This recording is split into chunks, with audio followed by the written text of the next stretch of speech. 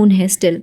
तो self love आज की डेट में हम कैसे कर सकते हैं और कैसे हम बाउंड्री सेटअप कर सकते हैं ताकि हम हर्ट ना हो, हम एक्सपेक्टेशंस ना हो? एक्चुअली सेल्फ लव का जो, अगर मैं एक वर्ड में अगर इसका आंसर दूँ तो वो है 100% अपनी रिस्पॉन्सिबिलिटी लेना। आप फाइनेंशियल रिस्पॉन्सिबिलिटी लीजिए, आप फिज़िकल रिस्पॉन्सिबिलिटी लीजिए, मेंटली रिस्पॉन्सिबिलिटी लीजिए, हर तरह की जो रिस्पॉन्सिबिलिटीज़ हैं आपकी लाइफ में, वो खुद अपनी रिस्पॉन्सिबिलिटी खुद लीजिए।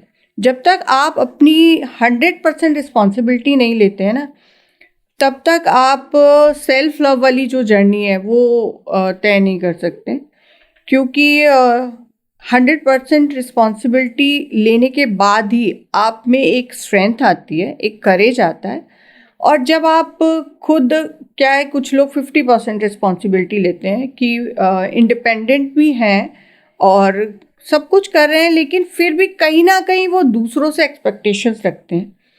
तो हमें जब हम 100% रिस्पॉन्सिबिलिटी अपनी ले लेते हैं तो हमें किसी के वैलिडेशन की ज़रूरत नहीं होती, ना हमें कोई एक्सपेक्टेशंस होती हैं। तो सेल्फ लव में 100% रिस्पॉन्सिबिलिटी अगर आप ले लेते हैं तो फिर तो आप जी जाते हैं। मैंने एक बुक में पढ़ा था, my life my responsibility my rules, और आपने अभी वही बात करी। तो मेरी लाइफ मेरी रिस्पॉन्सिबिलिटी है, तो मुझे पता है, मेरे रूल्स हैं, मुझे पता है।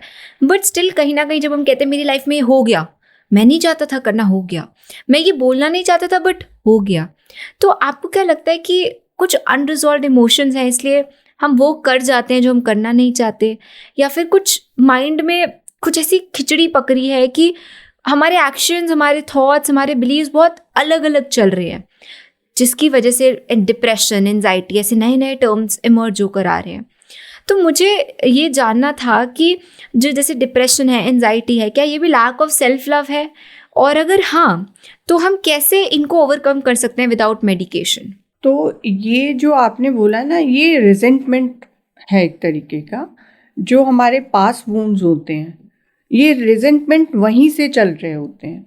तो इसमें क्या होता है कि हमें एंजाइटी होती है, हम फ्रस्ट्रेटेड हो जाते हैं और एक अग्रेसिव भी होते हैं, लेकिन हमको पता नहीं होता कि हम ऐसा कर क्यों रहे हैं, वो चीज़ क्लियर नहीं होती है।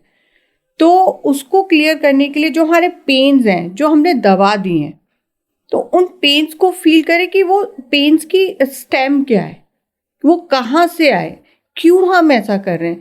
तो जब हम उन थॉट्स को सोचने लग जाते हैं, या जो हमें गुस्सा आया कि हमें क्यों आ रहा है ये गुस्सा,